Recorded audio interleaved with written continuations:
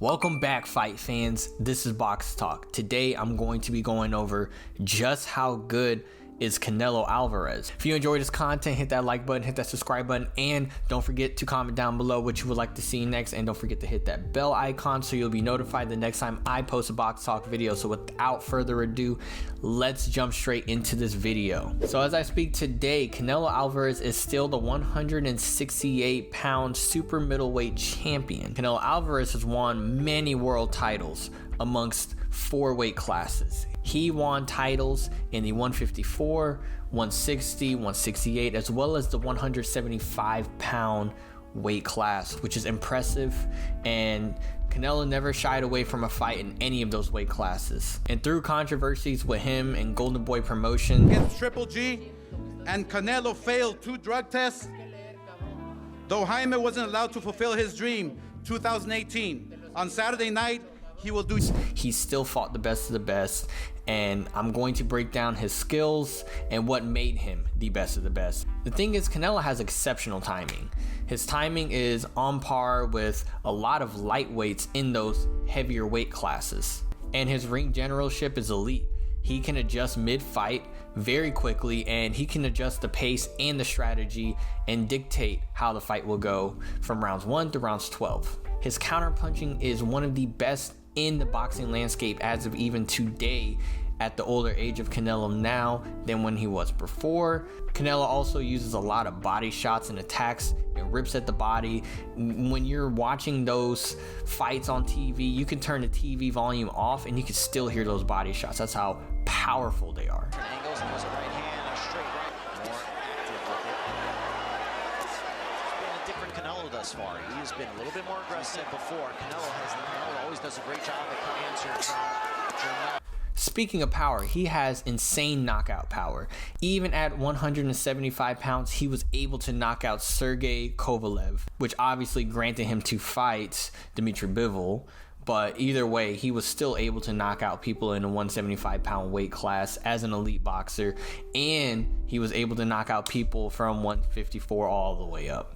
Now, getting destroyed by Floyd Mayweather for 12 rounds, he was able to go back to the drawing board and work his head defense.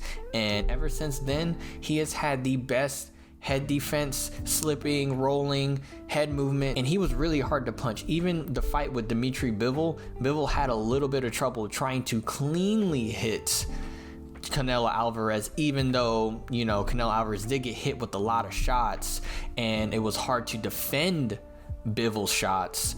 Bivol still couldn't hit Canelo as clean as he wanted to. But regardless of that, Canelo still has one of the best head movements in the game.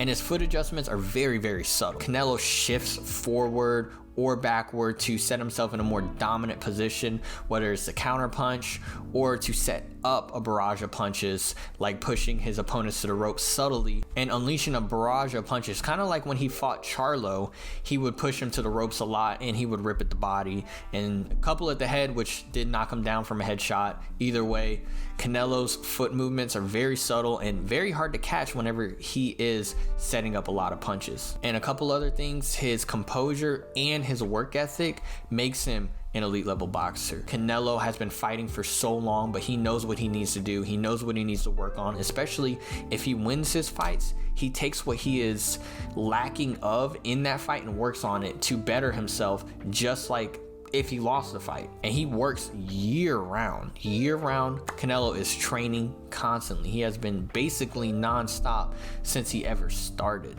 And that work ethic he has really makes him see 0 to maybe very minimal frustration in the ring. He has shown a little bit of frustration against Dmitry Bivol, but other than that, he is very composed in the ring and underneath those bright lights. If he's going to have a lot of pressure for this Terrence Crawford fight, which I don't think he's sweating too much about it, he's got to stay extremely composed. And the last thing I really want to speak about is he is one of the greatest Mexican boxers of all time. He was the very first Mexican boxer to unify a division. And not only that, he is still the global face of boxing.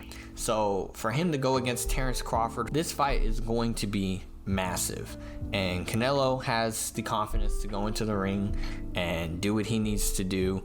And he has the power, he has the strength, He has the skill, he has the timing, he has everything he needs to beat Terrence Crawford, especially the power. If it goes just like how Amir Khan versus Canelo Alvarez went, then we'll see Terrence Crawford taking a nap in the middle of the ring. And he has set himself in this 168-pound division, not like Terrence Crawford, who is coming up and about to feel the power of a 175, 180-pound fighter. The Canelo versus Crawford showdown happening in Las Vegas, September 13th at the Allegiant Stadium. It's going to be one of the biggest boxing events of the year and maybe of the decade. So I hope Terrence Crawford is extremely prepared for that.